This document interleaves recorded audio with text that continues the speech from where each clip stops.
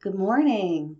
I'm so happy to be here with you today. Thanks so much to Melanie for inviting me to have an opportunity to share what it means to be interspiritual with heavy neo-pagan influence and what that looks like, what the benefits are, and how that works out.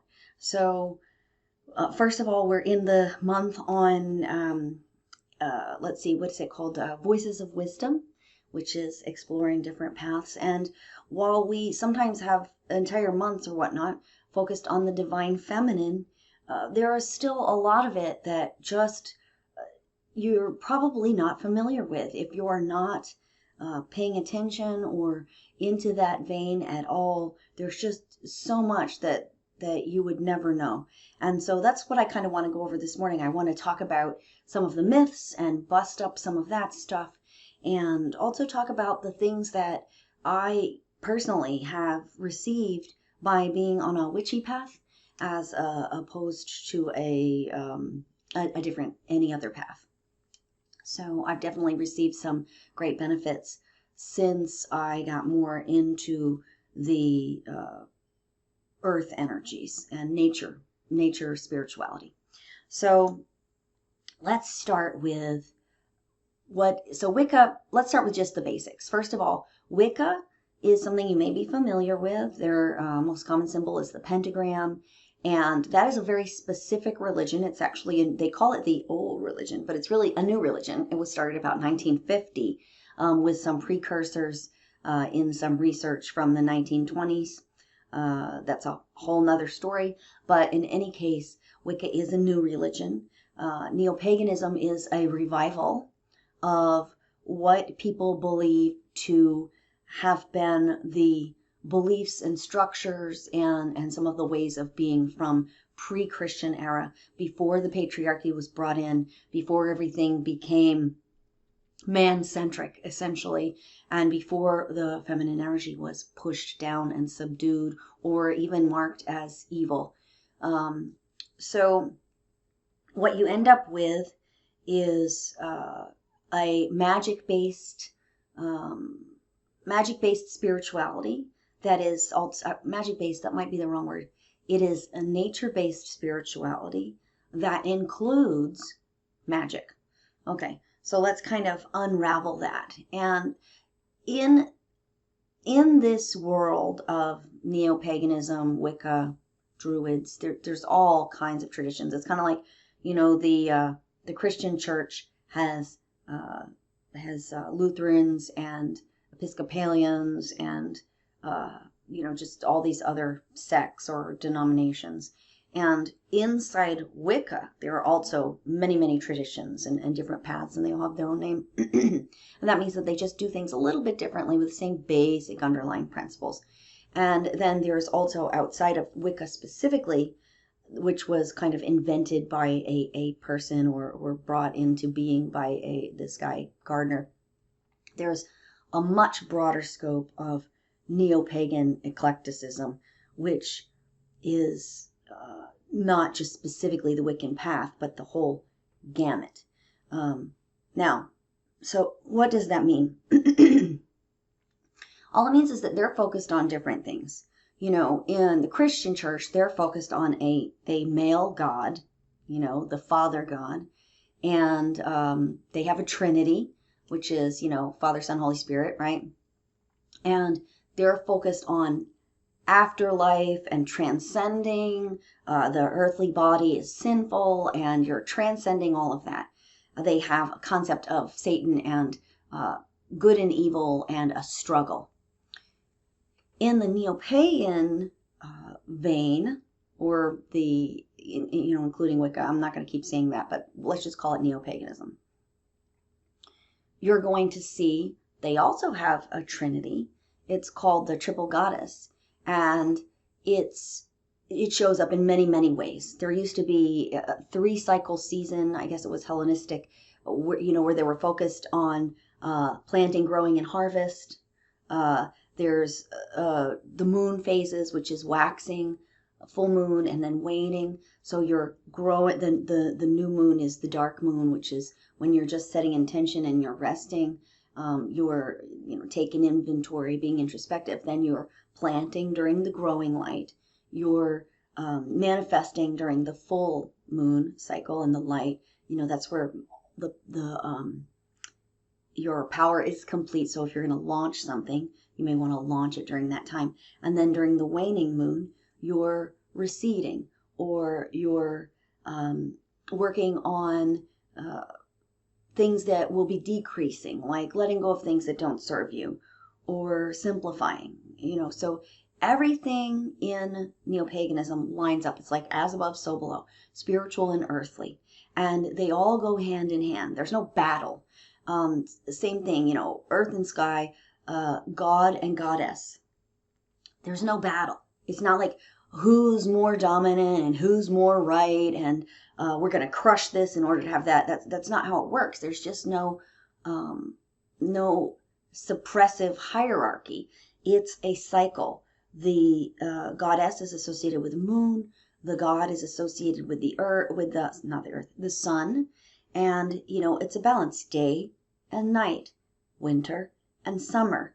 Rising sun brings crops and harvests, and declining sun brings the period of introspection and rest. So everything is cyclical. It's all about nature. And a lot of this stuff came from agrarian communities that in that time, that was what was important. Can we grow the crops? Can we feed the people?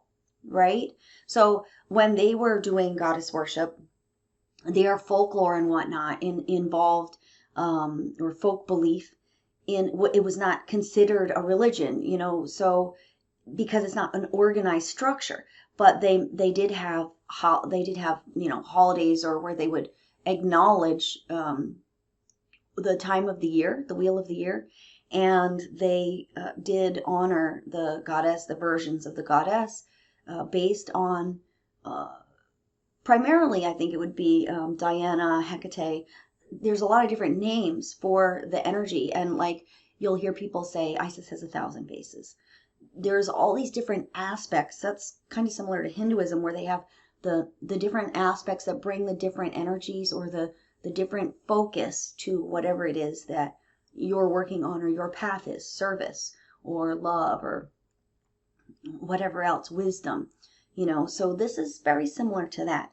So the triple goddess would be the Neopagan and Wiccan trinity correlative to the patriarchal trinity.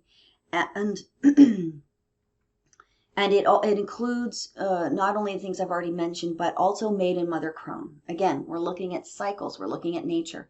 And so you have the innocent and the child and the growth and expansion, and then you have the mother, which is stability, fertility, nurturing, taking care, and also protector. And then you have the crone, which is wisdom, the old woman, and it's wisdom and a period of decline. So you can see how they all follow: rise, maturity, decline, and then the quiet spot in between at the end of the cycle. The Ouroboros is a snake that eats its own tail, and that symbolizes that it's a circle of life. It never ends. Everything just keeps going around and around. And that I find just a lovely analogy and symbolism. So when you look at another symbol that includes that is the pentagram, right? Typically pentagrams will be circumscribed with a circle, and that symbolizes the never-ending cycle. So let's talk about a couple of fallacies real quickly. I'm already watching the clock tick away here. I think I told you the Wiccan read is, and it harm none, do what you will. So that's the equivalent of the golden rule. That is kind of everything in a nutshell, boiled down to one line. Now that is specifically Wiccan, but the basic premise is that there was no concept of good and evil, or Satan, or consorting with the devil and evil witchcraft back in pre-Christianity. That was brought by Christianity. Satanism is not an aspect of Neopaganism or Wicca. It's impossible, because that concept did not exist. That is actually a rebuff to the church, and they happen to have stolen the pentagram and inverted it and use it as their symbol. It is not associated, and it's also not what you think. But let's set that aside. We don't have time for that. So the pentagram is really just a symbol of the golden ratio of sacred geometry, and that is prevalent in New Age spirituality, and the Fibonacci spiral and Da Vinci's man. If you line it up, it lays pretty much on a pentagram. So all of these things tie in to the concept of magic and magical order or divine organizing principle. In Wiccan and Neopagan spirituality, there is the god and the goddess as two energies that exist, whether they are real beings that you might reach out to for guidance, assistance, support, protection, whatever, or whether it is just an archetype of an energy that you want. The queen, the mother, the feminine, the masculine, the sun, the moon. It doesn't really matter. It's up to each practitioner or each coven, each mystery school, each tradition, they call it, to define how they view their tenets and how they view their behavior and how they view their spiritual practices and how they teach them, or if you're a spiritual solo practitioner or solitary witch, then, or how you see it. So it's very, very flexible. It really is very much in alignment with interspirituality, because from the aspect that we are responsible for our own spirituality and the way that we practice. Okay, so pentagram, Wiccan read Magick. Let's talk about Magick really quickly. So Magick is seen as the essence of everything. There are terms that, yeah. So witchcraft is the practice of magic and magical skills, right? So what does that mean, and what does magic mean? The way I define it, the way I look at it, as the magic of the universe, the magic of all that is, and it is the spiritual stuff, the energy. In New Age community, it's metaphysics. It's really that simple. It's the psychic power, the juice, the energy that is in everything and through everything. So in Neopaganism and Wicca, you have the concept of physical reality, and that includes spiritual stuff in physical reality. It's not separate. It's not you're striving to transcend physical reality so you can get to spirituality. It's not like that. It's like nature is spiritual and divine in and of itself.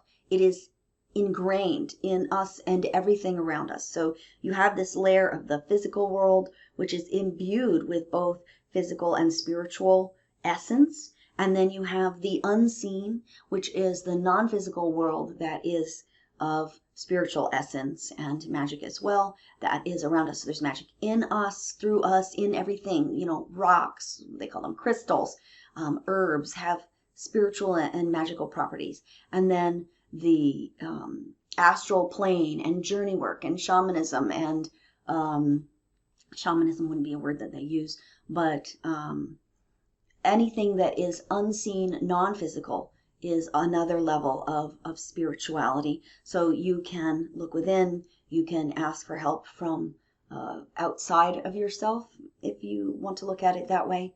And then you have this organizing, not everybody believes this, but an organizing principle underneath that doesn't have a personality. It's not an archetype. It just is the organizing principle of everything. It's impersonal. It is acknowledged, but not necessarily worshipped in any way, where some people may worship the god and the goddess, or any of the lesser gods and goddesses as part of their practice, which could mean that they're polytheistic, but not necessarily so. It's not always like that. I don't worship the goddess or the god.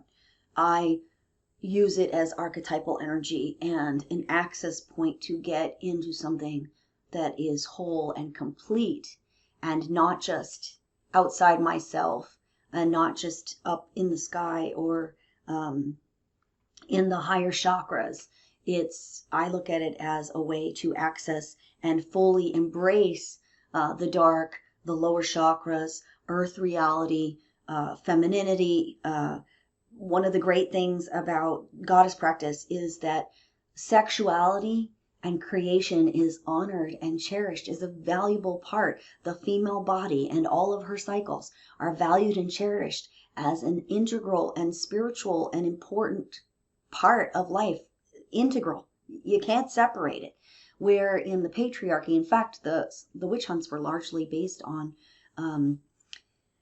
one of the main books that they used to hunt witches and put them on trial and do whatever to them was based on the concept of the witch as a clever and cunning, sexually cunning being who lured men into sin so that they would be damned for all of eternity, punished for all of eternity, which is ridiculous. It's absolutely absurd. We know that's absurd. They also said that they flew on the backs of black goats. I mean, this is what they were afraid of, and that they were cannibals, and I mean, it was absurd stuff. It was absolutely ridiculous, but they were now introduced to the devil and good and evil by the church, and their spirituality is changing, their folklore is changing, and they've been taught to be afraid. And so there was all this like scapegoating going on when things didn't go well. The crops weren't, successful, or somebody had disease, whatever. Okay, so nature, magic, mysteries. It is an initiatory practice if you're in a coven or a mystery school. So it's passed down. It's not only generational, but also to new people coming in. You have a rite of passage where you are learning different things along the way and at different levels. And it's kind of similar to an oral tradition in that way. And some of the other tribes and earth peoples that are not as much not like the urban cultured societies that we live in now, but it's things that are passed on, like pie baking in my family. It's passed on. Like, that's the thing that everybody's like, wow, you make the best pies.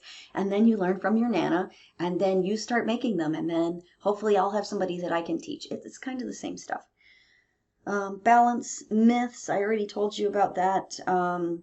Grounding and your deep self, I already told you about that. I think I've hit all the things that are important to me.